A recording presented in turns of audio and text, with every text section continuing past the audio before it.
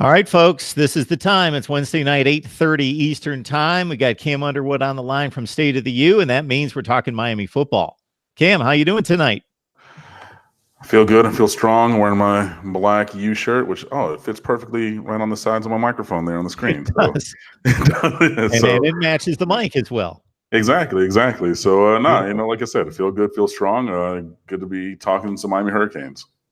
Would like to remind everyone that we've got the super chat on so you can contribute to the channel. Also, you can join us on Patreon. And also, if you grab the Amazon link down in the description section of any of the videos, you can help support the channel as well. All right. So, spring practice, as you just mentioned to me, starts on March 19th. So, as things stand right now, of course, once they hit the field, then guys will get nicked up. There will be reports of guys overachieving, underachieving, and then you react to what you hear and what you see. But as it stands right now, what are you looking for? I mean, a couple of different things are what I'm looking for. Obviously, player development is of the utmost importance over the spring because this is a time to really do that, have player progression and things. So you're talking about guys taking a leap between freshman, sophomore, junior. This is the time between that year or those seasons that progression is seen. So I really want to see that. Obviously, kind of figuring out what the early starting lineups are going to be, offense and defense. Obviously, want to see how the new guys are integrated into the defense because Miami's defense is losing a fair amount of guys when you look at 4 or 5 guys off the defensive line, 3 starters in the secondary. That was the number 1 pass defense in college football, obviously, from last year. So there are players that need to be replaced. Gerald Willis is no longer on the roster, and Gerald Willis was a man, amongst men last year. He should have been first team All-American in my mind. Should have been, obviously first team All-ACC, but Clemson bias. So you put a player who is good but did not perform as well as Gerald Willis on first team because Miami went 7-6, but that's beside the point. So replacing a Gerald Willis, a Jaquan Johnson, who was heart and soul of the defense, Michael Jackson, who was very, very good. He developed over his time in Miami, in a pretty much perfect progression. Replacing those guys on defense and seeing what that next kind of unit is going to look like is very important. And I saved it for last. And I know people have been, as I've been talking and you've been listening to this or watching this, thinking, hey, Cam, are you going to say it? Absolutely. Offense. I want to see it. I need to see what it's going to be like. I want to see how it's going to be different than, the Mark Richt. We've been doing these same plays for 30 years. And even the people know that they're coming, anytime you go I formation, we're going to go fullback dive, except for one time they threw like a fullback flat pass or something. But like literally, I think every time they lined up an I formation last year, it was a fullback dive. I want to see what Dan Enos is going to bring. People, we were, kind of tongue in cheek joking. Mike Harley put up a screenshot on, I think it was on Snapchat. Somebody screenshotted it and put it on the timeline on Twitter about, hey, we're looking at the offensive install meeting for motions. And everybody's like, oh my God, we're going to have motion. But nobody's moved on Miami's offense in 6 years or more. I mean, like Miami will line up, and if you win the routes because we have better receivers, cool. Or what, there was no kind of subterfuge. No, there was just no moving parts. But seeing that even on screen, just the U logo, and it says motions, mind blowing. Like that's crazy. Like Jeff Thomas, why are we not running him on a reverse? Mark Pope, why are these other kind of things? And then obviously with that embedded is what is the offensive line going to look like? Who's going to start at running back? And of course, who's going to start at quarterback, the most important position on the field. So all those things are kind of wrapped up in the offense. But yeah, I really just want to see how the guys are progressing, what things they're doing better, how they're closing the gaps in their game or highlighting the things that they do well. And yeah, I mean, we're going to get some kind of scoring system from practices. We're going to get them from, the scrimmages. There's going to be a spring game, I think, somewhere. And there's going to be a scoring system from that. But yeah, I really just, the main things, if I broke it down into 2 components that I'm looking for spring, player progression, and then what the new units are going to look like on offense and defense. And that includes all the starters and especially the scheme on offense. So yeah, that's what I'm looking for spring, and we'll see what happens. Isn't running a guy in motion one of the basic concepts of at least forcing the defense to show its initial hand? At least you're getting some kind of indicator from running a guy in motion to see what are they going to do to pick up that guy in motion. Number one, so it's very basic offense to run a guy in motion to see what the defense is going to do.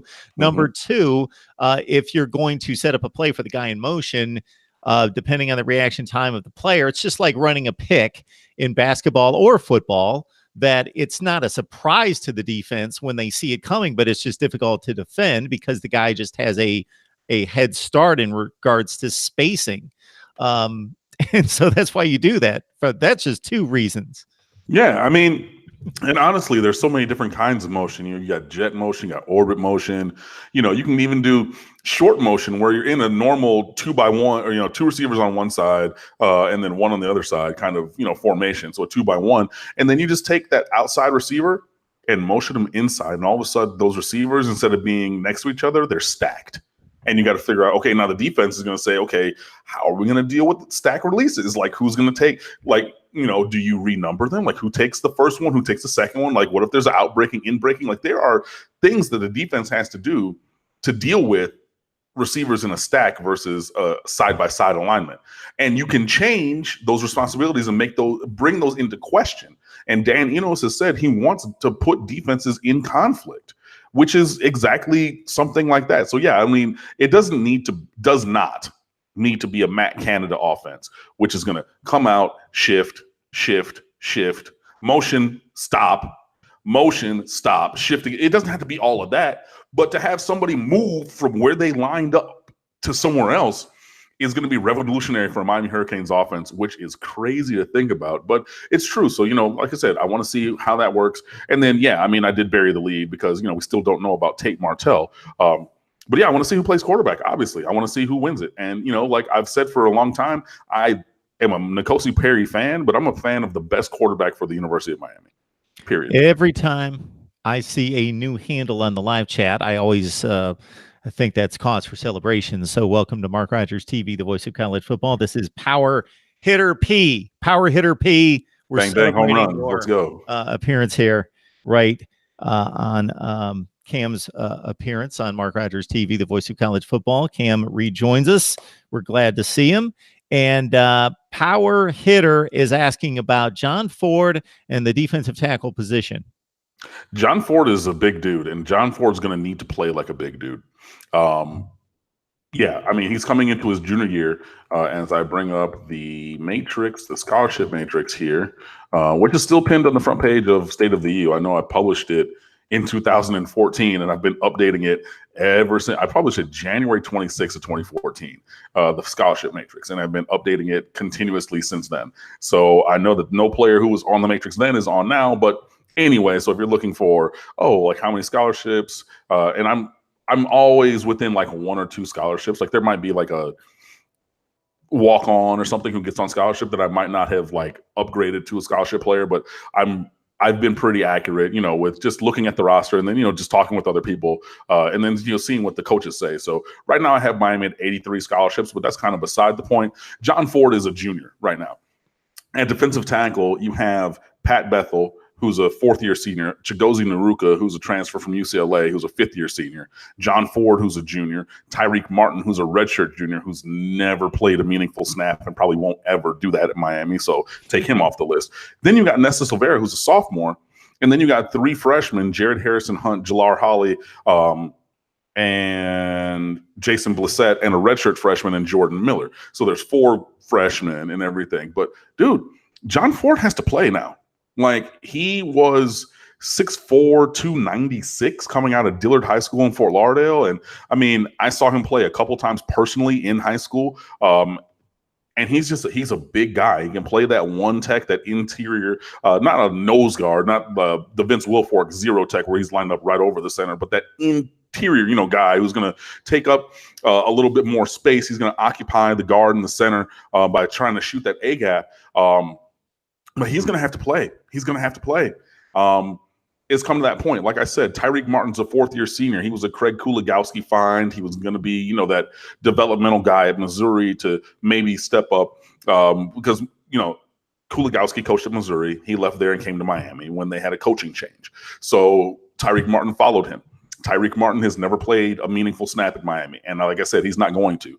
That means you got two seniors, and then you got John Ford, and then you got Nessa Silvera, who's really, really good. But, John Ford needs to step it up now. Like, honestly, with Jared Harrison Hunt, Jalar Holley, and who's the third? Jason Blissett. Those freshmen, like true freshmen, incoming defensive tackles, even like, look, those guys are on the caliber or under what Nessa Silvera was coming out of American Heritage last year. I would say Jason Blissett's probably the best right now. Jared Harrison Hunt probably second, and he's a basketball player who's supremely athletic. I put it up on his welcome to the UP. It's like he was swatting stuff out the sky.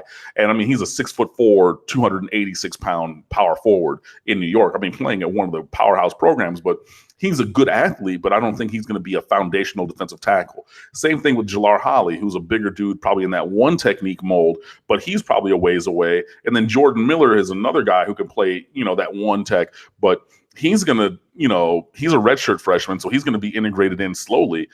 That means John Ford is the biggest dude at the defensive tackle position. You've been here for a couple years. You didn't redshirt either year, okay? It's time to step up. So, I mean, he has all the talent in the world. I do have faith in Jess Simpson, but dude, it's coming time that, have you driven a Ford lately? Like, dude, you got to show me something. Like, you got to, get up there and make some plays. So, I mean, like I said, he has all the talent in the world, and the way that the roster is set up at defensive tackle, especially at his position of defensive tackle, that there's a space for someone to come and make plays, but number 96 needs to start making them now. Got Cam Underwood on the line from State of the U. So you go there and you prepare yourself for spring practice, which starts March 19th. Cam and the staff releasing positional breakdowns. They've started with the cornerback position and also running back. So we'll touch upon it here. But if you really want to go in depth and read it line by line and get yourself set up and ready and prepared to talk Miami football and sound like you know what you're talking about, then you join Cam and the crew right there. Boy, the questions and comments are rolling in. So this is an offbeat one. But Okay. Taran is basically saying, Cam, if you went to Miami and became a recruiter for the Canes, how well would you do? I think I would do pretty well, honestly. I worked in high school for 14 years, have had connections with, high school athletes. I, announced a variety of athletic events. I taught and, was around that whole culture. So, I understand how students' brains work and things like that. So just being able to talk to them and connect to them. And it's really, that's kind of what you do. It's not, kids are like the truth tellers of life. Like, if you are fake with them, they will see it, no matter their age. If you come in like, oh, I'm Mr. Such and Such, like, bro, then that's not even you, man. That's not, they see straight through you. So you do have to be authentic with them. But I mean, yeah, I think I would do well. Honestly, I'm a personable guy, I speak their language. I've been around them for a long time, so like the slang that they use and the way that they talk and the ways that they interact and the memes and things like that, you have to understand that lexicon. You have to be able to connect with those people. And, just having, the connection over the course of time, like, hey, like I worked at the school where Geno Smith went to school, him and Stedman Bailey. Tracy Howard, Malcolm Lewis, Jermaine Grace, like and guys who went other places. Terrell Lucas up at Duke. Well, he's transferring from Duke, but Tyreek Cole, who was a 4-star, 5-star borderline recruit a while back, his career flamed out really badly due to some off the field things. But anyway, that kind of thing. So, I mean, I think that I'm a high energy guy. And yeah, I think I would use that energy and just my love of sport and obviously the University of Miami, my alma mater, to good advantage. And, recruiting is a team sport too. There's multiple coaches on the staff. There's multiple people in the recruiting office, admissions and, whatever major area, you're talking about JJ Phillips or Jalen Phillips from UCLA when he retired from UCLA, excuse me, he's talking about, oh, he wants to go into music like Chad Thomas. Cool. So we're going to reach out to Chad Thomas, have Chad Thomas come back. We're going to go over to the songwriting department and have one of those professors, probably going to get a couple students to come over. Oh, I want to do business administration. Cool. We're going to go over there and talk to some people. Matt Walters, who off of whose knee that interception against Boston College. No, he was the one who caught the ball after it went off of Mike Rump's knee. He was a grad student in physics. So you got somebody who's, you know, a lineman who wants to do that. You bring in somebody like that. You go over to whoever's in the physics department, things like that. So you leverage all these different kind of things. And when you have a knowledge of the institution, you're able to do that. I think I have a knowledge of the institution, my alma mater, even though it is growing and developing and changing because it's a living, breathing organization all the time. But yeah, if I were a recruiter, I think I would do pretty well. And I would know the kids to go after. I would listen really to other people, even though I would make my own decisions. But in the past, I think that there have been people who have kind of been very set in their ways and not necessarily listening to people who know things. But I would try to do that a little bit better. So I think I would be a pretty good recruiter. So that's my answer. So what you just said makes a whole lot of sense in light of what you said during your defensive line dissertation about the one kid, I don't remember his name, who has no chance of making it on the field for meaningful minutes. Martin. Yeah. So because I'm always wondering when I see a program like a Miami or fill in the blank, the elite programs, and I think this kid's never going to play. Why doesn't he go to a group of 5 team that's very good? Why doesn't he go to Houston or Connecticut or wherever it is and play group of 5 football, very high level of football, and play rather than go to Miami? Well, obviously we think of it football. We're football fans. All we think is football. These kids show up and they go play football and they choose to play football. And all they're thinking is football, football, football. And I decided to go here to play football. Well, they're student athletes and they also have other priorities in life. Of course, football is something that they do very well. Even if they sit on the bench at a place like Miami for 4 years and never touch the field, they're still really good at football. Compared to the population, it's not even close. Right. They're still in the top 1/2 of 1%, higher than that even, compared to the guys playing high school football. But there are other things with life. And at a place like Miami, obviously the education is first rate. So you're selling them on that aspect as well. I mean, you have to sell them on everything, you know, and it's just, if you go back and like, I got into recruiting and wanting to talk about it and everything because of the NCAA college football game, you know, the EA Sports, it's in the game. Like I used to like write out on yellow pads. I had spreadsheets on my computer, like when I was growing up and in college of like every kid I was recruiting and like, and oh, a kid didn't go to whatever school I was at the time and like all those kind of things. So like spinning that forward, you see those things from the games of like, oh, these are the pitches that you would say to a kid to get them to come to your school. Oh, it's close to home and your mom and your girlfriend, or, you know, the stadium atmosphere. We're going to win championships, or you're going to play right away. Or, you know, like we got NFL guys in the pipeline in front of you and you can learn from the best. You know, if you're going to be a wide receiver coming in after, I mean, Andre Johnson, dude, you came in after Santana Moss, Daryl Jones, and Reggie Wayne, all of them who had long NFL careers. Even Daryl Jones, like if you go look up his stats, like he was in the NFL for like long enough, I believe, to get a pension, which is, you know, not everybody. So, you know, you come in right at that, yo, you're going to be the next guy. So you're going to play special teams as a freshman. You're going to blow up as a sophomore or a redshirt sophomore, and then you're going to leave. And, you know, he had his own legendary borderline Hall of Fame career in the NFL. So there's so many different things that you can say and do. So, yeah, academics is going to be one, you know, just the feel of the place. You know, there's so many different kind of things. But, yeah, you get to really push all of them. But like I said, I love my alma mater. I love the institution of the University of Miami. I, you know, have a passion for it as well. And if I were, you know, working in the recruiting office or something like that, I believe that I would do a good job because I'm always going to bet on me and I know that I'm awesome. So let's go and be awesome. Go Canes. Miami Football Talk with Cam Underwood from State of the U. And not only is the recruiting pitch awesome, but obviously what he does on here, talking to us and giving us insight and information into Miami football is awesome, as well as what they do there at State of the U. So the questions and comments are piling up, but before I get to those, I want to give a shout out to Fred Langston. We got Leon Hurricanes. We got the power hitter who asked a question. And of course that was translated to Cam, and Michael Love for your contributions. It's amazing. Thank you so much. Yeah, man, we can go rapid fire. I don't have to talk long. Like we can. I know I've been gone for a couple weeks, so we can blaze through them. Like, let's get it. So we've got on the subject of recruiting. I talked to a USC, couple USC people this week that were very high on their attempts at Justin Flo. Is he a reasonable target for Miami? Justin Flo is going to be visiting Miami unofficially in March. He just told to 24/7 Sports, that was released, I believe, today, that information. So he's coming from California to Miami on his own dime for an unofficial visit. So that indicates interest. And I know I'm plugging this feature, but I really believe in it. It's called the Recruiting Rules. It's still up on the front page of State of the U. If you go down, I forget which rule it is, but it's follow the visits. I think it's Rule 6. If a kid visits, especially from cross country on their own dime, that means something. And I always say, especially for out of state and out of area kids, because like Georgia, Alabama, Florida, South Carolina, that's in the area for Miami. From California, left coast, that's not in the area. So if a kid makes his way to campus, if anybody would ask me, if this visit was not on the books, I would say there's no chance with Justin Flo unless or until he visits. That's what I've always said for all of these different kids. So still, and he might, change his mind and say, oh yeah, I'm not going to come, but he sets foot on campus and then there's a reasonable expectation, or at least a chance. It becomes real and tangible then, because right now it's hypothetical with any of these kids from anywhere else that's far away. But once they set foot on campus in Coral Gables, then the game is afoot and there is a chance. Now, I'm not saying it's going to be 100%.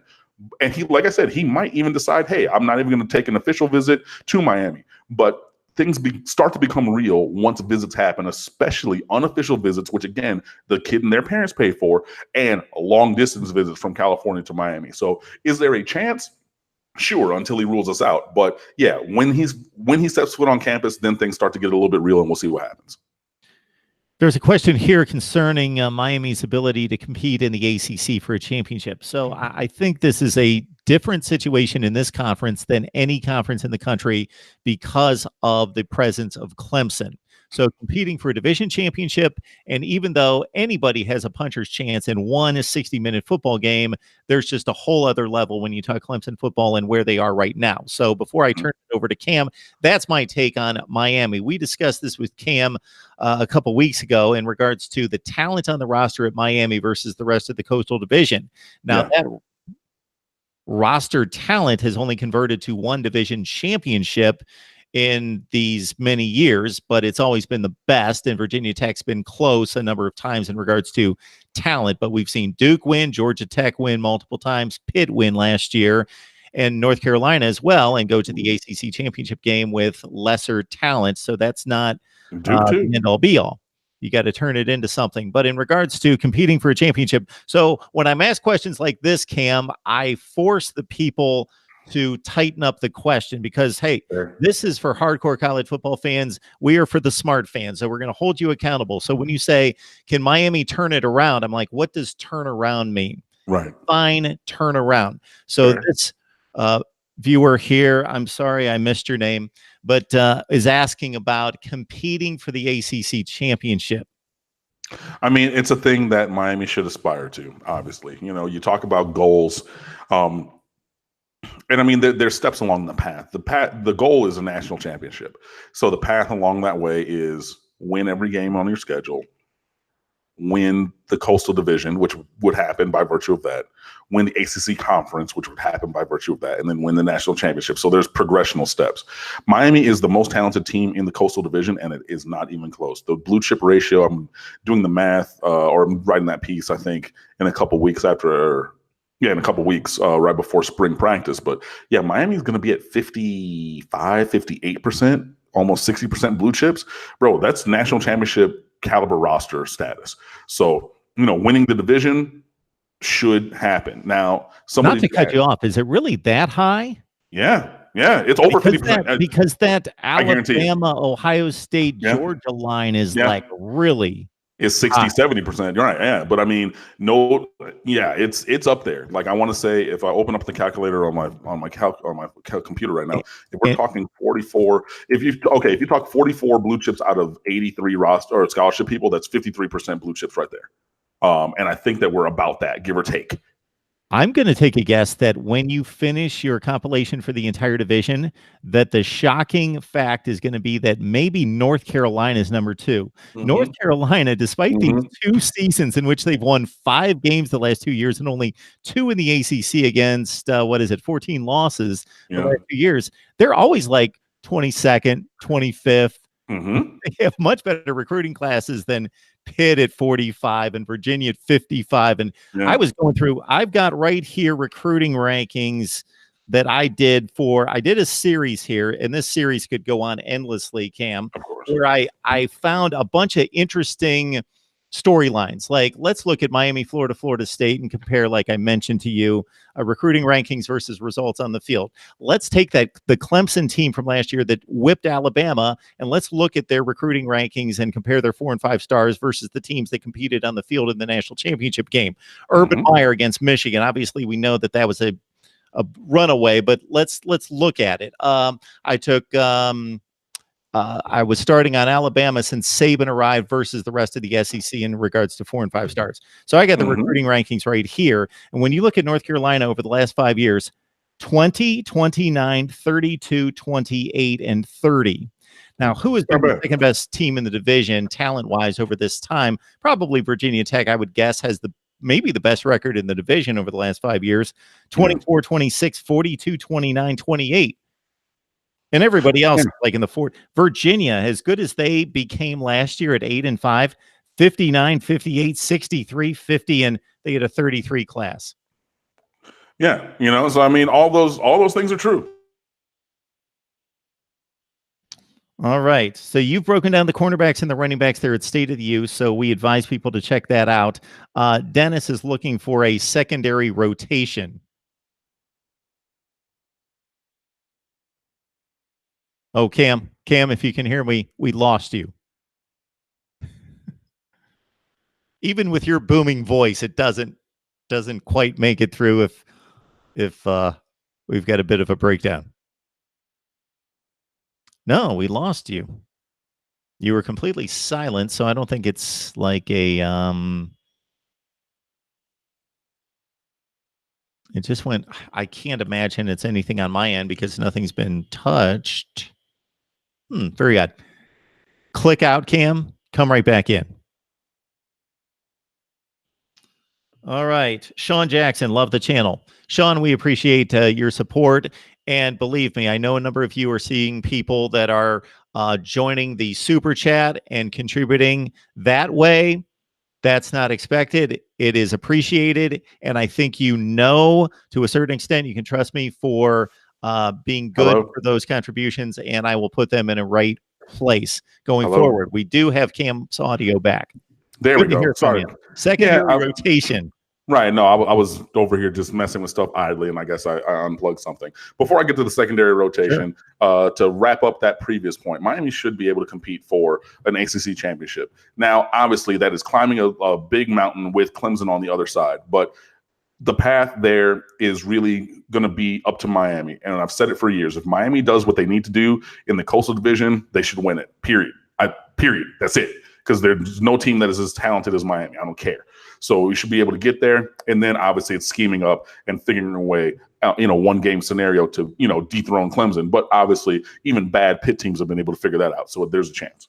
And before you get to the secondary again, I'm going to lock us down into the semantics real quick. When you ask a question like that, you bring up Pitt last year. Did Pitt compete for the ACC championship? Technically, yes, they did. They went 6-2, won the division, and they played in the ACC championship game. Would most people consider Pitt to have contended for the ACC championship? No, they were absolutely no contest or challenge to Clemson. So it's a very different situation in that conference unless something changes here, and the likely candidates would be Miami and Florida State to do something about it, to change it and to even the playing field once again. But this conference is different than the other 4 when it comes to that. Right, exactly. So, yeah, all of that is true. Now, getting back to the next question of secondary rotation, I've seen people ask about this. First of all, we did preview the cornerback position already on State of the U for the spring, so go and take a look at that. At cornerback, I'm going to put Trajan Bandy. I'm going to etch that in stone. He's going to start at cornerback. Obviously, with no injuries assumed, because like I never assume or wish injury upon anybody. So Trajan Bandy is going to start. I say that Al Blades is probably going to get rotation snaps, probably work on the interior of the defense, so like a slot corner, because he was playing that a lot in his snaps last year. And then it's going to be between DJ Ivy or Christian Williams, the 4-star signee out of Daphne, Alabama, this past recruiting class.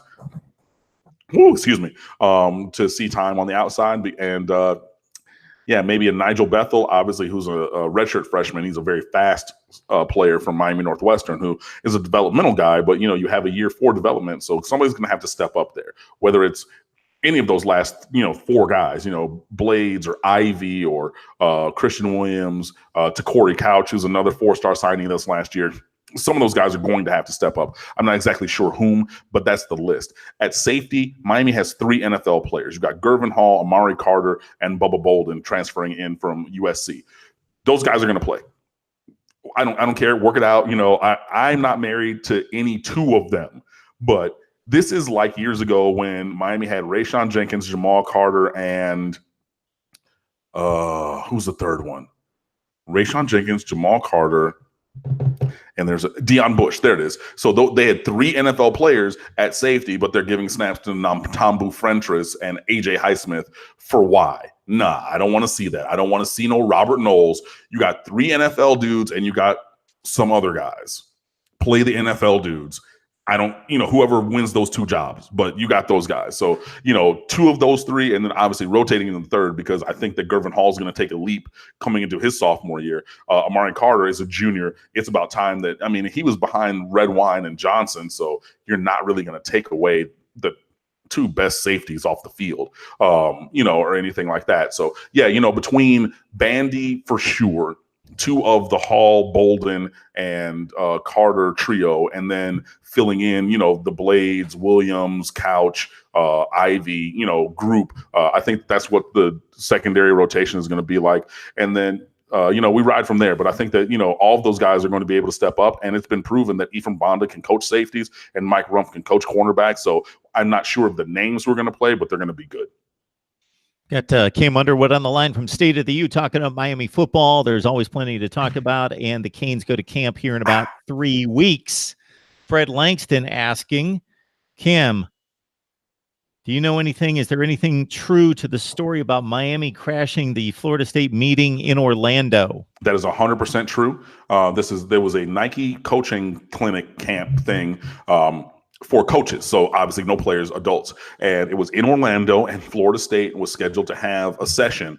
And the University of Miami coaches rolled up in their Adidas gear, 3-Stripe Life, and they had a social hour at the time that the Florida State session was supposed to start. So it went from registration into the Florida State session. This is 100% confirmed. I've personally spoken to a couple people who work for the University of Miami athletic department in the football area who have confirmed that to me. I've spoken to other journalists. There are pictures of this from the high school coaches who were there, and they're talking about, oh yeah, like you just pull a power move, you roll up to Orlando, and you have it's football coaches, like just dudes being guys. So you got a bunch of beer, and you're like, hey, we're going to go meet people. We're going to build these relationships. Yeah, you know what? You did your registration. Oh, you're waiting in line for registration? Come on over. Let's hang out, have a brew. The line's going to go down. Oh, you're already through? They're not even started yet. Come on in, hang out, do that. That's 100% true.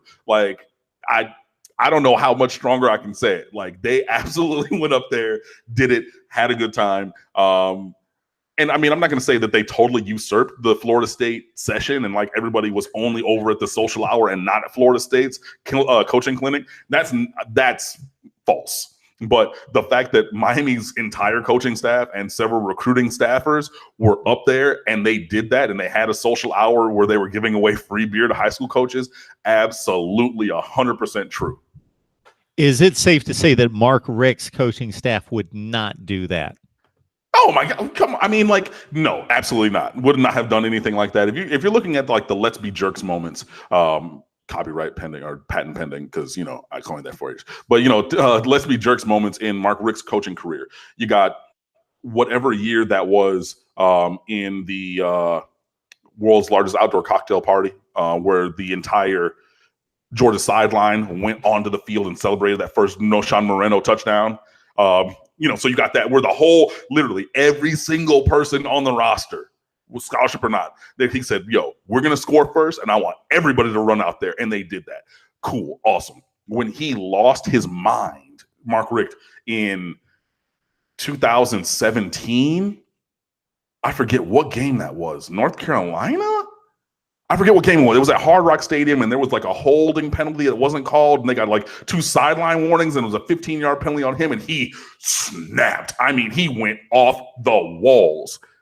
That was it. Those were the 2 moments in his career that it was like that kind of Miami bravado. Like, yo, we're here. We're going to do this. Like, I'm going to blow a gasket in support of my guys because John Garvin is getting, horse collared and, thrown to the ground. But then you call a penalty on us, or you don't call this holding. And that one time when he sent the whole Georgia program onto the field to celebrate. So I say that to say that if you extend that out into something such as this, like a recruiting thing, like I'm going to go out of my area to a competing company's event with a competing school, and I'm going to host a happy hour, social, whatever. There's no way. No, absolutely not. He was going to, no, that is a thing.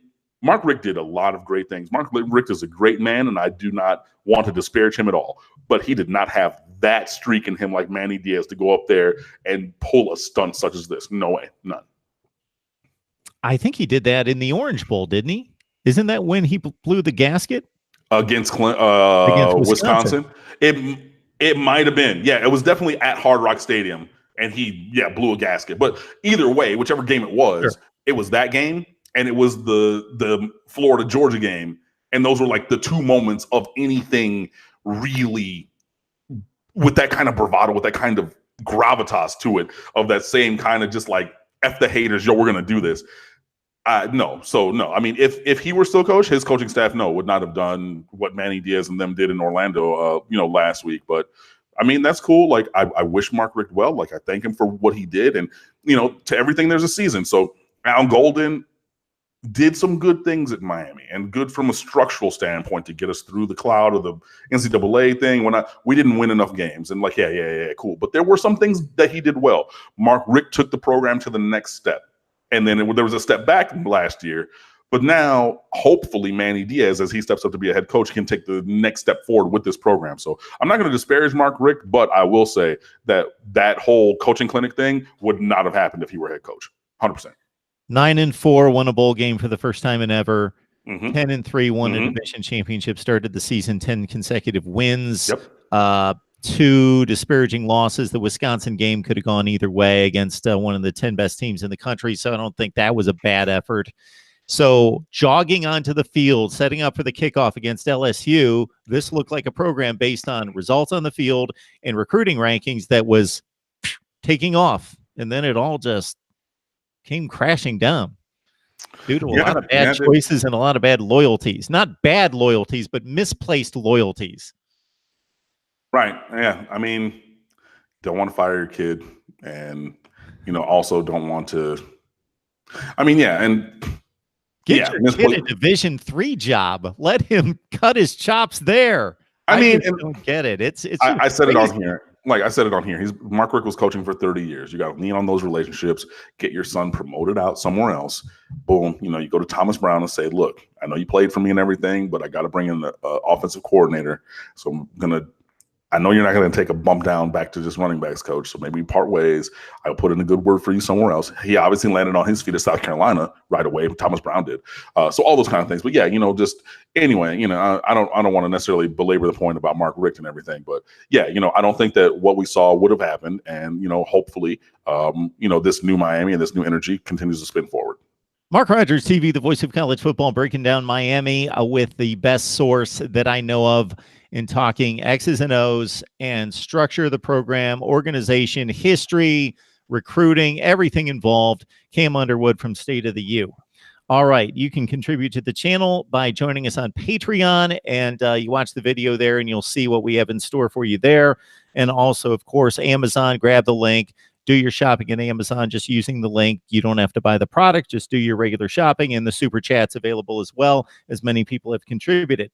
Cuban Canes is asking, as are probably 20 some people, did we already get a decision on Tate Martell? I don't believe so. No. Do we know what a timetable might be? It has been, one, no, there has not been a decision yet.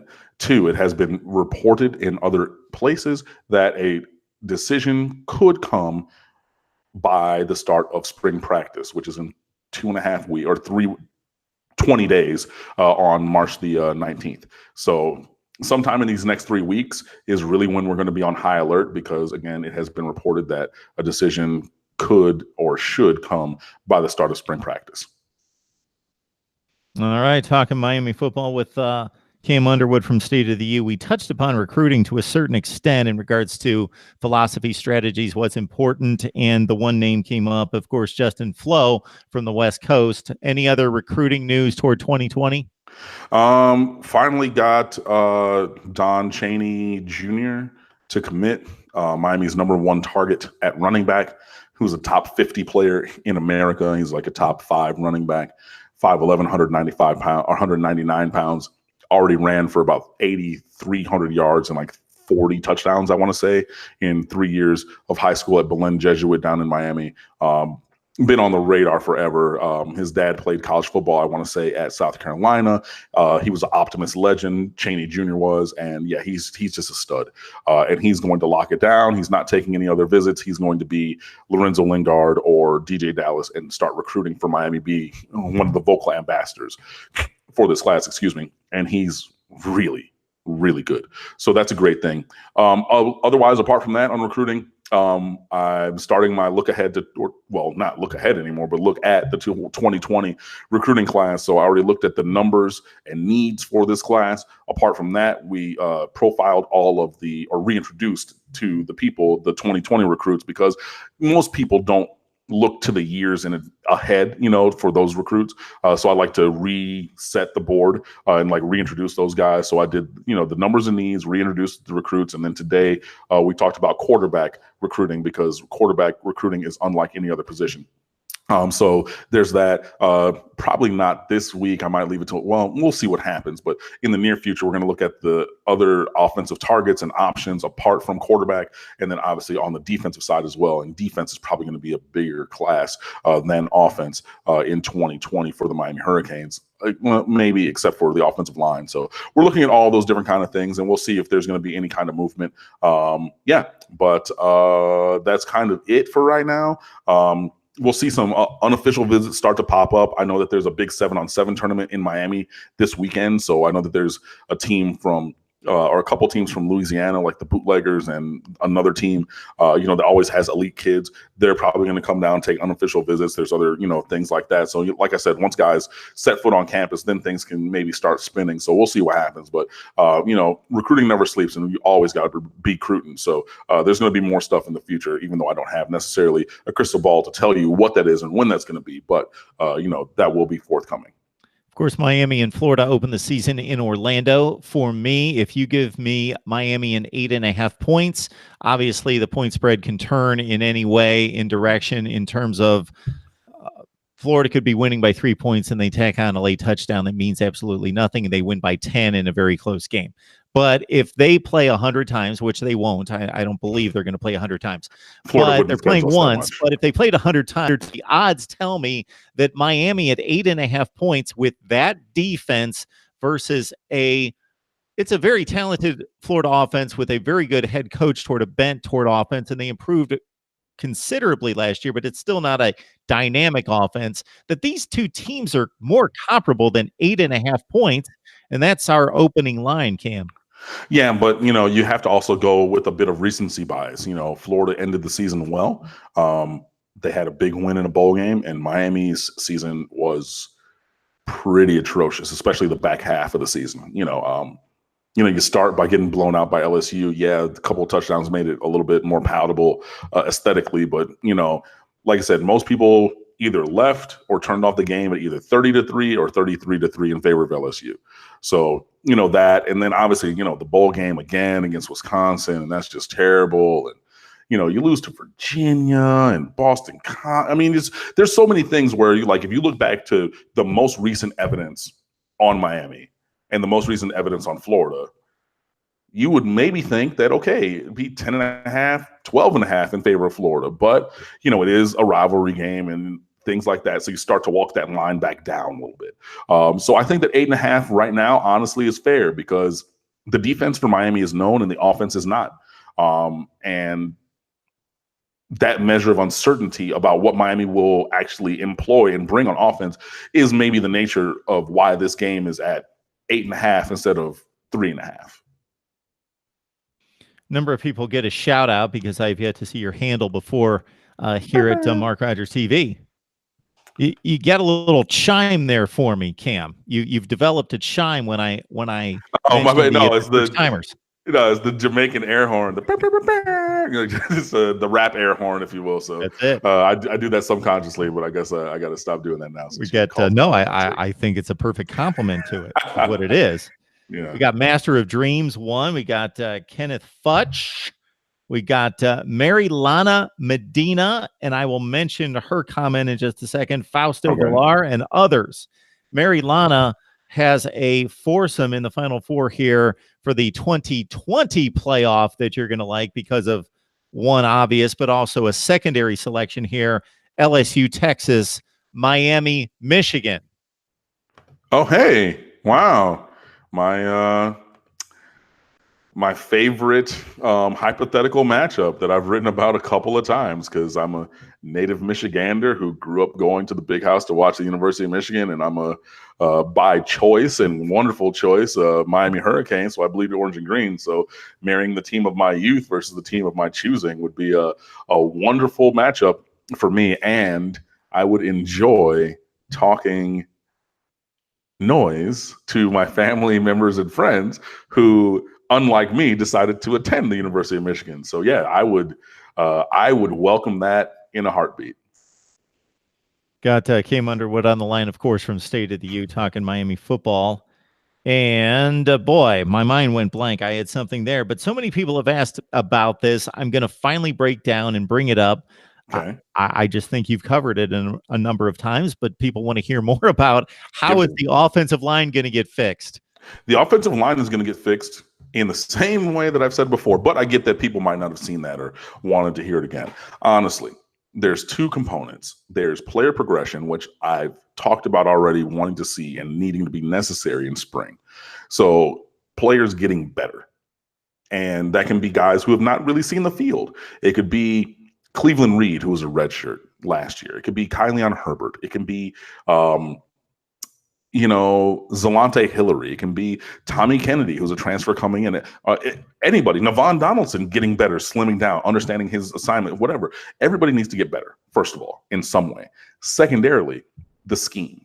Because Miami's scheme was very rudimentary. It was very predictable. So it is harder to execute your blocks when the defenders know pretty much what you're doing. Think about if you were playing, and I've mentioned it a couple times already today. Think about if you were playing EA Sports NCAA football on freshman difficulty, where the computer only ran 5 plays.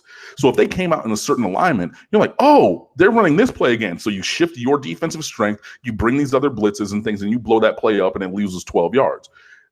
Because they're not able to execute because you know what's coming.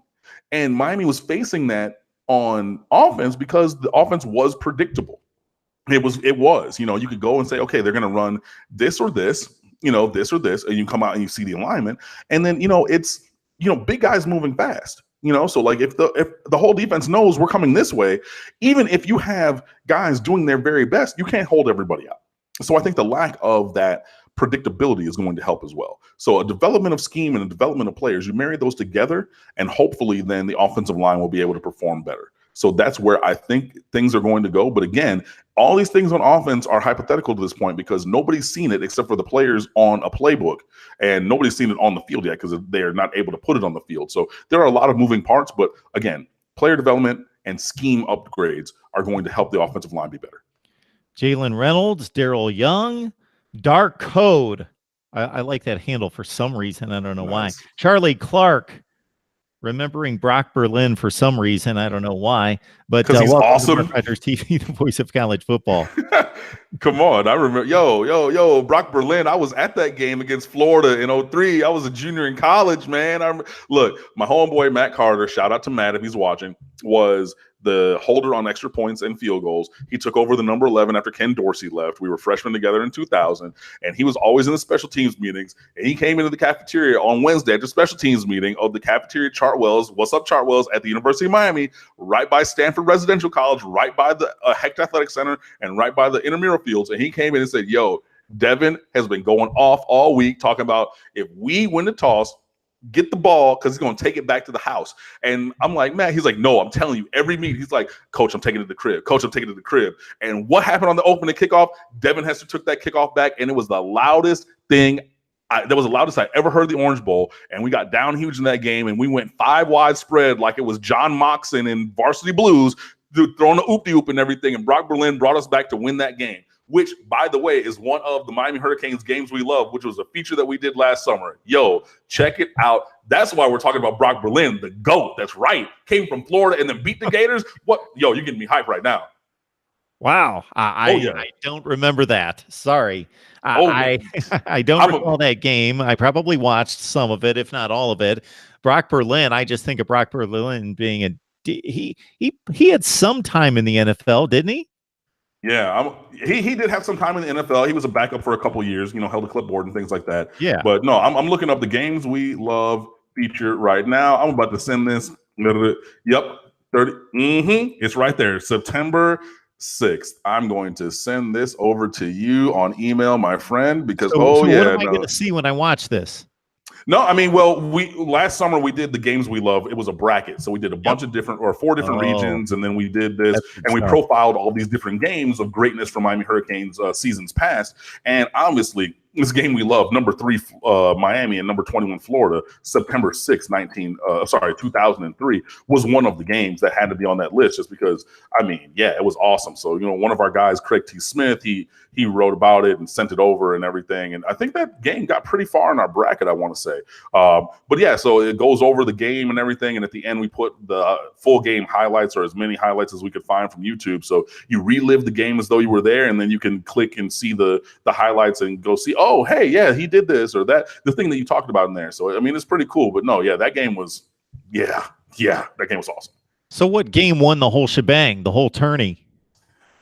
Oh, man. It was one of the championship games. So you got a bunch of 30-somethings and 20-somethings voting on this. So I got to think everything post. No, we went back. We took it back into, all the way to 1984 Orange Bowl. I mean, we tried to be comprehensive with everything. But actually, no. Yeah, the game that won the entire bracket was the 2002 Rose Bowl against Nebraska. Was the Miami Hurricanes game that we love the most. So, yeah, I mean, obviously on the internet, you're going to be skewing maybe a little bit younger. So that's the thing that people might have remembered or enjoyed or whatever more. But, yeah, no, it was good. We had the 4 regions. I mean, we had a bunch of, I set the whole thing up. It was pretty cool. But, yeah, you got to check it out. So if you haven't read that, you're a Miami Hurricanes fan.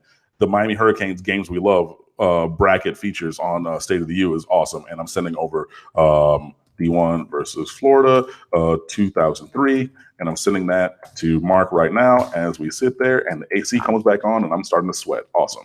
I will take that in. There's no question about that. I'm the guy that's up at 4:00 in the morning watching like NFC wildcard games from 1983. I just love reliving that stuff.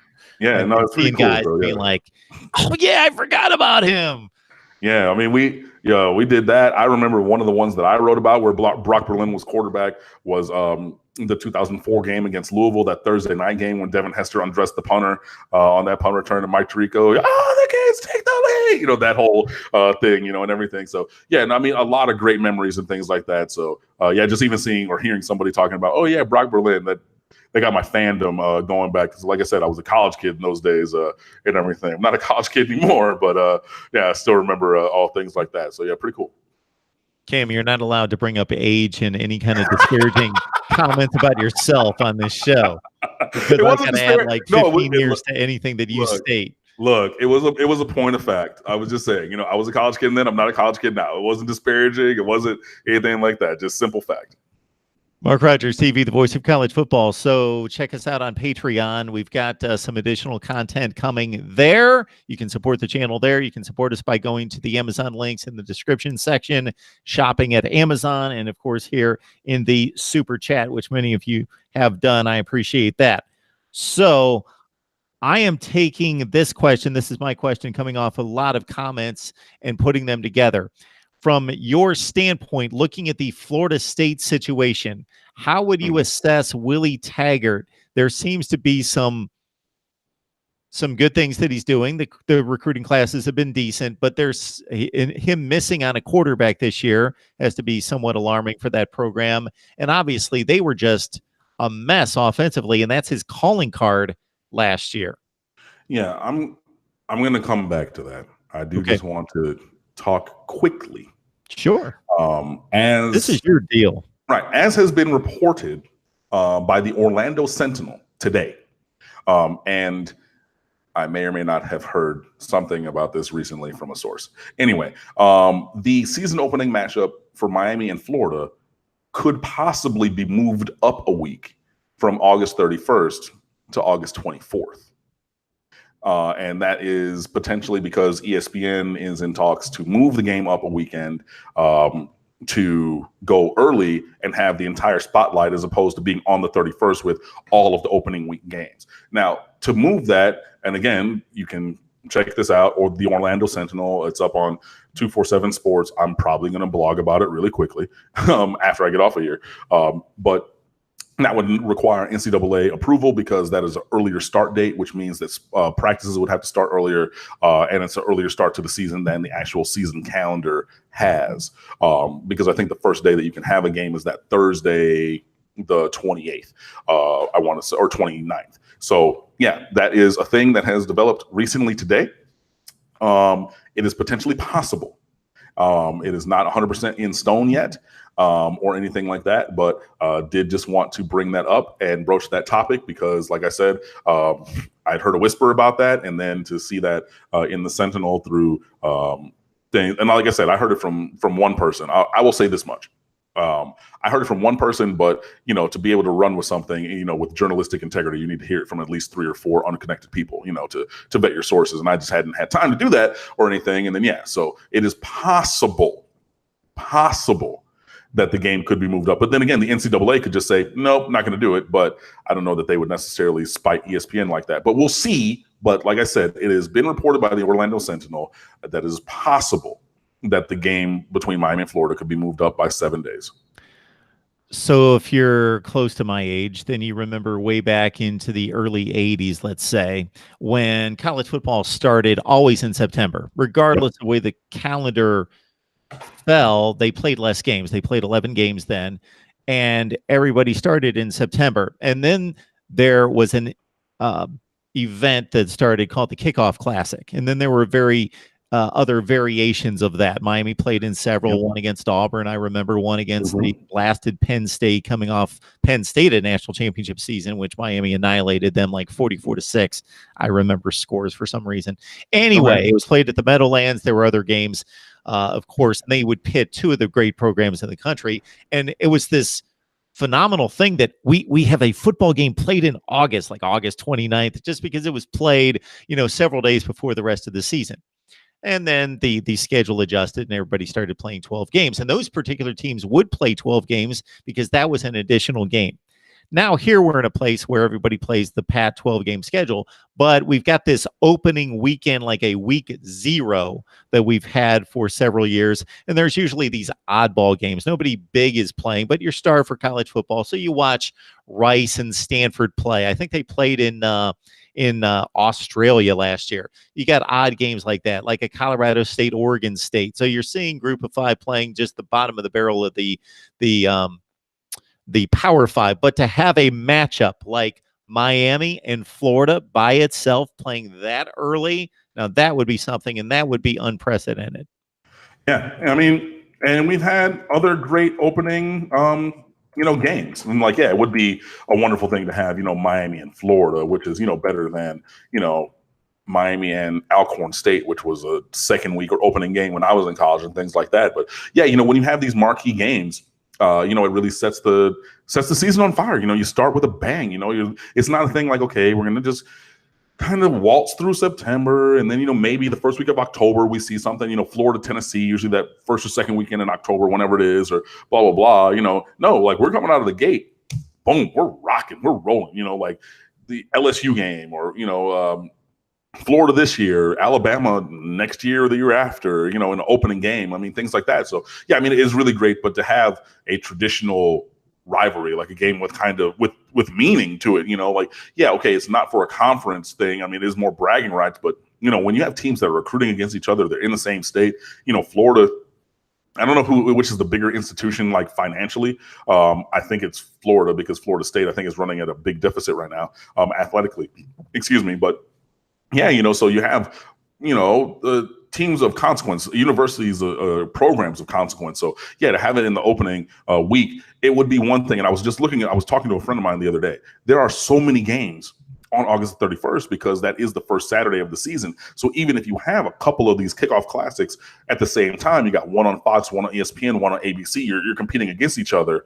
But if you move one up a week to the 24th, it's like me in this house. I got 2,200 square feet for just me. I'm over here. I'm kicked back and relaxed, max and all cool. Like there's nobody here. I got the spotlight on me. I mean, like I got this light right here. It's all the stages to myself, so, and maybe that is what ESPN is maybe looking to get with Miami and Florida that opening week or before opening week. So this would be a week -1 almost instead of the week 0, but we'll see. Well, I'm going to check here because you did have that, even though you opened with everyone else on week 1, you did have the Sunday night by yourself. Right. Yeah, no, it's true. LSU. Yeah, exactly. We did have that Sunday night. So you are correct about that. So here's your week 0 game. Now, again, I played up Colorado State, Oregon State. Again, I just remember them playing like a 57-32 game this past season, and I watched it from start to finish just because I was starved for college football. So I'm watching Oregon State, the worst team in Power 5, basically playing Colorado State last year. So this is the version of this year. August 24th on a Saturday, Arizona and Hawaii are playing. So that's the kind of matchup you get on the week 0 is you get – yeah, Hawaii, they went like 8-6, a nice, decent group of 5 program out of the Mountain West, taking on a Power 5 team that underachieved last year under Kevin Sumlin with 5 wins.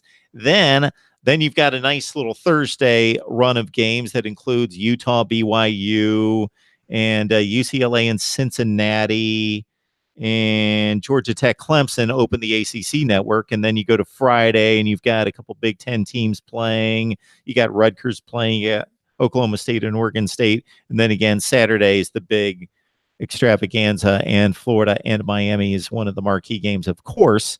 But this again would put them all by their lonesome that weekend before. Yeah, and that's a marquee spot, obviously, for a big game with teams of relevance. So and people want to talk about Miami not being relevant. Miami has always been relevant. Miami has not recently been good. And there is a distinct difference between those things. So, I agree. I mean, obviously, Miami still does move the needle when on television with ESPN. I mean, I know the Thursday night games, Miami's always drawn well television-wise. Miami does not have a Thursday night game this year, which is kind of crazy to me. It's the first time in a long time that I think about that. I think there is a Friday night game, but no, actually, the Thursday, I'm thinking back to my youth, I'm hearing the the old like early 2000s Thursday night football theme, so like, but yeah, no, Miami doesn't have one of those. But again, putting that game, moving Florida and Miami, up a week would give the entire spotlight. Now, I will say all that. What was the question that was asked before I spoke about that? So there have been a ton of comments about Willie Taggart and the Florida State program. I just kind of gathered it up because I just think it's an interesting situation, what's going on down there, up there for you. Yeah. I mean, exactly. Up from where I am. It is interesting to see, having had some bad coaches and bad program status for a while. I think the Miami fans are very attuned to being able to see the frauds. And it looks like Willie Taggart is going trending that way. You mentioned not recruiting or not getting a quarterback in this recruiting class. This is the second year in a row that Willie Taggart and Florida State have not gotten a high school quarterback to sign with them in a recruiting class, which is pretty unprecedented. I cannot think of, I know that, I do follow a couple Florida State fans just because, like I do. But I don't think that anybody's found a program of any kind that's gone 2 years without a quarterback in a recruiting class. That's craziness. Like, again, I'm mentioning it, but whatever. Recruiting rule number 1 in the recruiting rules is you have to have a quarterback every year. Not even just 1 year without, but now 2. That's a full generation and a half of college players. Like when you go, okay, like with the redshirt year, and you're talking about this could be like a 6-year span or more that's affected by not having had a quarterback, signee in these 2 years. Like it is mind-boggling. And, Florida State did do well recruiting this year. They did close on some guys, but still, they're playing a lot of away games, and hey, it's fine for me, but a team like that should, again, recruit locally before nationally. I think that's what every team should do. That's recruiting rule number 3. But you're playing all these away games. You're talking about, Cali Knowles, or we're going to get all the best guys from California. We're going to go invest all this time in Texas and everything, where Jimbo Fisher now works, and good luck Willie Taggart out recruiting Jimbo Fisher. Spoiler alert, that ain't going to happen, period. So it's kind of crazy to me. So, we'll see what happens. And, even guys who are generational talents, Cam Akers coming out of high school was so incredibly ridiculous.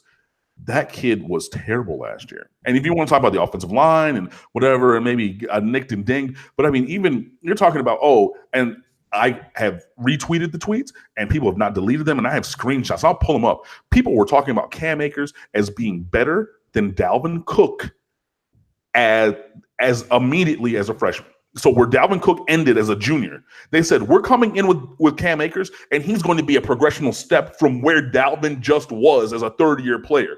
What? But, there's a lot. Wide receivers, their careers go there to die.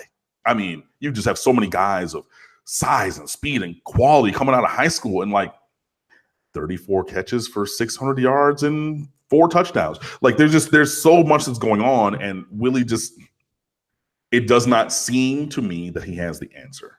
And that's fine. I lived through the Randy Shannon era, which had more answers than the Al Golden era, which didn't really have any. But yeah, I definitely think that, yes, Miami did have to lean on the transfer portal heavily this year, but as a program overall, Miami is in a way better place than Florida State. And like I said, I'm good with that because, F them boys. We have been running between 130 and 150 people online, so we should have more than 30 likes. And what that does is, I can't explain the process, but according to anybody that knows YouTube, is that it just helps the algorithms when you engage in the product, whether that's with comments or likes or shares. So please do all of the above to help us continue to deliver the best in college football coverage, specifically Miami football, with Cam Underwood from State of the U. Cam, you've got the floor. I am done for the night unless there's anything else you want to address. No, not really. I got a couple more minutes, I guess. Sure. I know always that I say I can go rapid fire, and then we get on a tangent where we talk for 10 minutes and things. But no, I want to take 5 or 10 just rapid fire questions, just go through, because I know that people come on to ask questions sometimes, and I haven't done anything in a couple weeks. So yeah, let's just go through. I'll hit some couple things, some quick hitters. I will keep my answers short. So if I answer your question in a short fashion, I'm doing that intentionally to try to get to more people. But yeah, we'll do that, and then I'll close it up. Okay. Let me see what I can find. There's just a whole lot of trash talking down near the bottom of this. Let's see. I tried to summarize pretty much everything that we had at the time. Let's see. If you don't have anything, then I'll just end it. It's fine. What I really need to do for you folks is I need to try to summarize many of the points that are being made to the videos after they post, because we get hundreds of comments there, and kind of summarize those and present those to Cam when I run out of things to talk about and you guys just start trash talking each other in the live chat, because that's I what mean, typically happens there. that's what live chats are for. You know, I play video games. I get on party chat with my friends. I understand. All right, Cam, we appreciate it. Welcome back. It's not nearly been the same without you, and we always appreciate it. You know that you are always welcome. Yeah, man. Yeah, so I guess, like I said, I'll end it out. I appreciate you guys having me and spending a little time with me on or us, I should say, on a Wednesday night. But yeah, always 24/7 on stateoftheu.com. We have a great crew of writers. All of the guys there. I'm not going to name everybody because I'm invariably going to miss somebody's name, and I don't want to do that because every single person who contributes to State of the U, I believe, is a quality person. They bring you quality content for free all the time. So whether it's basketball, baseball is in full season, football, recruiting, which never sleeps, we're just out there all the time. So please go check us out, stateoftheu.com. We've done so many things over my almost 6 years there with the website now, whether it be the Miami Hurricanes Games We Love bracket, whether it's the Why I Became a Miami Hurricane feature a couple summers ago when all of our contributors, some of who do not contribute with us anymore, but told their origin story of their fandom or connection to the University of Miami, whether it's, features, profiles, commentary, analysis. We have all kinds of great stuff over there for you. Graphics of a top level with a, amazing graphic designer who contributes with us as well. So like I said, we're all Canes all the time. I really do appreciate interacting with you guys. I see that we continue to do strong numbers and grow every single month, and I appreciate you guys because that validates what we do. So like I said many a time, stateoftheu.com, go check us out. On Twitter at the State of the U. I'm usually the one tweeting on there. My personal Twitter is at Underwood Sports because I love that U because it leads off my last name. But yeah, I'm there all the time. So like I said, thank you. Please come check us out and come fan with us. Cam, as soon as you mentioned and referenced 6 years at State of the U, I came up with a great idea. I'm not going to say anything else about it, but I'm going to let everyone know that you need to be looking out for a particular post on Throwback Thursday, which of course hits us at midnight. So sometime tomorrow, I'm going to deliver a post that's going to involve Cam, and that's all I'll say. It just hit me. Okay. So we're going to take advantage of Throwback Thursday. Throwback Thursday. I have no idea what Mark just came up with in his head, so I'm excited or anxious to see what it is as well. But I'm sure it'll be something good. All right, Cam. We appreciate it. You have a great night. All right, guys. You too. So I appreciate you, Mark, and I'll talk to you guys.